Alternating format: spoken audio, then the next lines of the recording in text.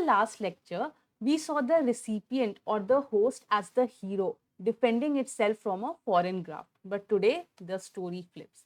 It is the graft which contains the sword and is attacking the host or the recipient. Welcome to the dark side of transplant immunology. That is the graft versus host reaction. Now, in most transplant, like your kidney transplant, it is the recipient's immune system which attacks the donor graft. Okay, that is the recipient's immune police attacking the donor's antigen. Why? Because ये उसे foreign मानता है. That's why. Now in graft versus host reaction, क्या होता है? Donor का immune cell attack recipients body. Okay, इसका उल्टा हो जाता है. डोनर का immune police is attacking the recipient body. Now it can only happen when donors graft contain active and trained immune police, that is the immunocompetent T cells in it, and it brings it in the recipient's body. Now such transplants are bone marrow stem cell and thymus. Now these are hematopoietic cells. Okay, hematopoietic stem cells that give rise to many immune cells, including your T lymphocytes. Now, that means that these grafts, these bone marrow, stem cell and thymus already contains immunocompetent T cells in it. And when transplanted, they come in the recipient's body and recognizes their antigen as foreign. Why? Because of genetic difference.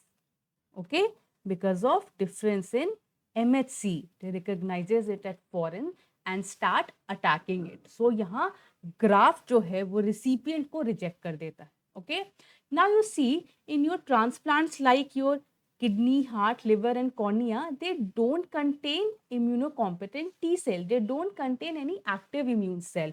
So अगर active immune cell नहीं है, so इस type के donor organs के पास, so वो host जब वो recipient या host के body में जाता है, so they don't have anything to fight, so they won't be attacking, they won't be rejecting. So that's why graft versus host reaction is not possible in this. It is only possible in bone marrow or stem cell and your thymus type transplant. Clear? Now let's see what are the essential conditions required for your graft versus host disease. First, the graft must have living active immunocompetent T cells. Example, bone marrow, stem cell or thymus transplant. These T cells are ready to recognize antigen. See, this is the donor bone marrow. The donor bone marrow has already living active immunocompetent T cell because they are hematopoietic cell. So जब transplant हो रहा होता है donor से recipient में, with the bone marrow, these active immunocompetent T cell भी साथ में transplant हो जाता है and they are ready to recognize recipient antigen as foreign. Okay.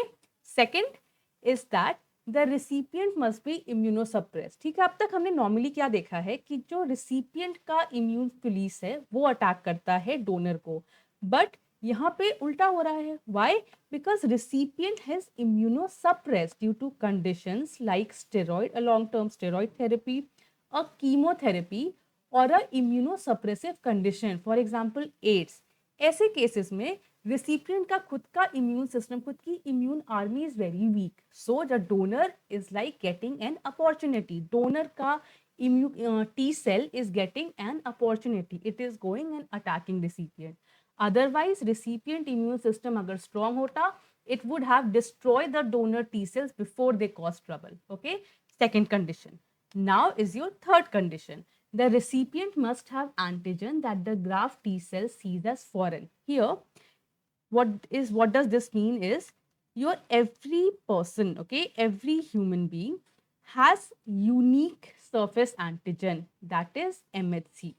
It is genetically determined. Since donor and recipients are genetically different, they recognize each other as foreign.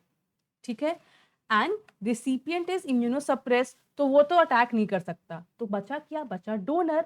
Donor also has this immunocompetent T cell. Now ये recognise कर रहा है recipient को as foreign and it's attacking and rejecting. Clear? Okay. Now let's see the clinical manifestation. First, acute graft versus host disease.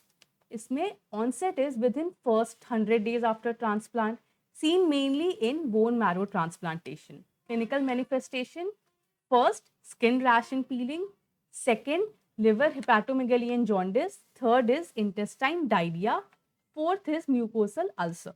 Now, mechanism is donor T cell rapidly attack host tissue. Experimental version in mice is called runt disease. Chronic graft versus host disease. If active was till 100, chronic will be after 100 days post transplant. It is less severe but long term.